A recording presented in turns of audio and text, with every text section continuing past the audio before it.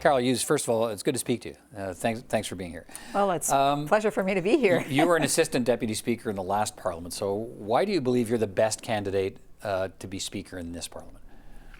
Well, I think that everybody's got some skills and abilities that they bring forward. I mean, the fact that there's at least 4 of us who have actually done the job who are being candidates for this particular speakership is going to be interesting enough, right? But I think that, certainly I don't want to knock anybody down. That's not what I'm here for. I think that, it's time to put a woman in the seat as well. I was going to ask you that. So you're the only woman candidate to this point that whose name is standing for the job of speaker, and how do you think that should inform the votes by your colleagues, given that we know the numbers? Parliament, the House of Commons in particular, is still a very male-dominated workplace. So, how much of a factor should the fact you're the only woman candidate be in this decision? Well, I don't think that I should be given the position because I'm a woman, but I think, by Parliament looking at, okay, this is a different Parliament. The Canadians have been asking for something different. It was very evident based on what the outcome of the election was.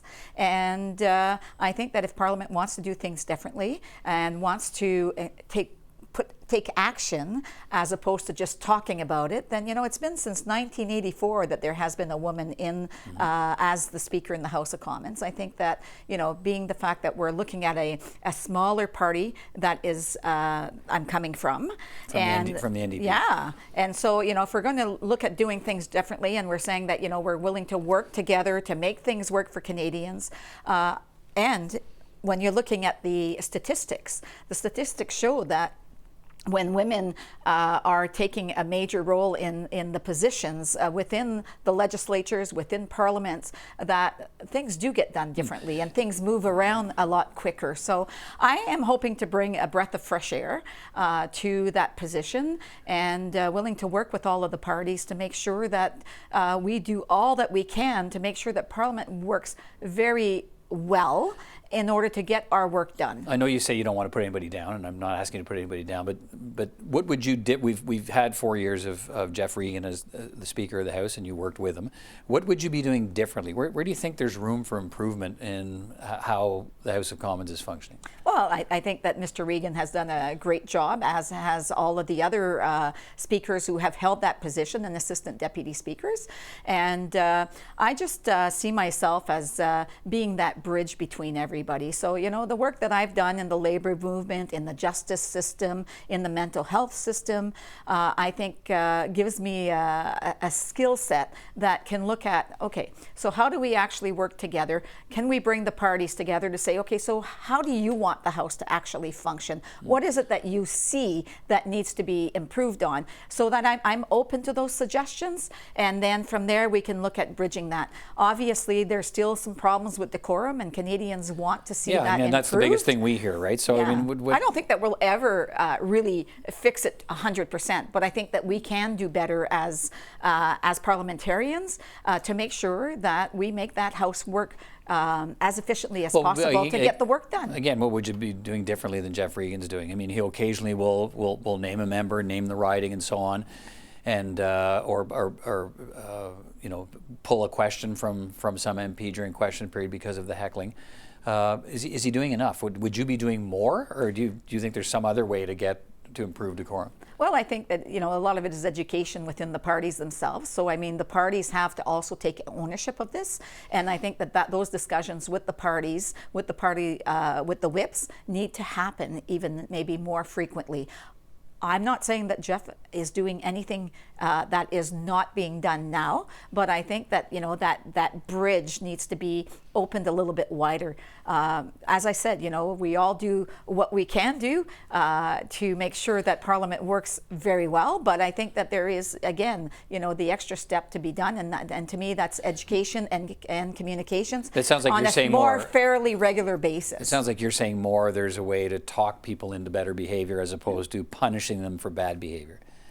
Well, exactly. Yeah, so you wouldn't be a more iron-fisted speaker taking more drastic action against people who won't listen to your calls to order. Well, when it comes to the Speaker and the Assistant Deputy Speaker, there is that line of communication there where we often will go back and look and see, okay, so how can we do things differently? I'm willing to bring that forward as well.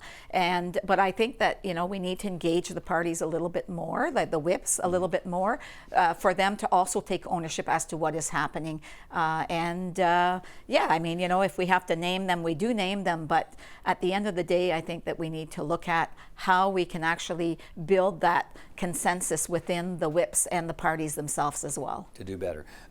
In a minority parliament, I guess some people will say, well, why would an opposition MP want to be the Speaker since you can't vote unless there's a tie and you're the tiebreaker? So on confidence votes, it would be important for opposition parties to have every vote available to them, and they wouldn't have that if you're the Speaker. The NDP wouldn't have that. So how do you reconcile that? Well, at the end of the day, again, Canadians are asking for something different. We've heard complaints about the fact that, sometimes it's like being in school and not being able to deal with, those people who are the disturbers or anything. But I think at the end of the day, there is a lot of work that can be done. And coming from a smaller party, I think, again, we'd be sending a clear message. In a minority parliament, if you want to get some work done, you need to work with the other parties. So, by putting someone who is from a minority, a smaller party, sends a clear message that yes, we see that the party with the less individuals do have a role to play and can play a very important role. At the same time, I think it's going to show that when it comes to what people have been asking for electoral reform, having a minority government proves that, under an electoral reform, this is how it could actually work properly, by having different people, not having a major party take on with an iron fist and saying, this is what we want to pass, right? And this is only what we want to pass. So I think, by showing that we can work as a minority government, we'll show what has been happening in other countries where there has been proportional representation, that those individuals are not vying for the power, they're vying to make sure that the policies that they're being put in place are actually working in the best interest of Canadians. All right, NDP MP Carol Hughes, candidate for Speaker. Good to talk to you. Good luck. Well, thank you very much.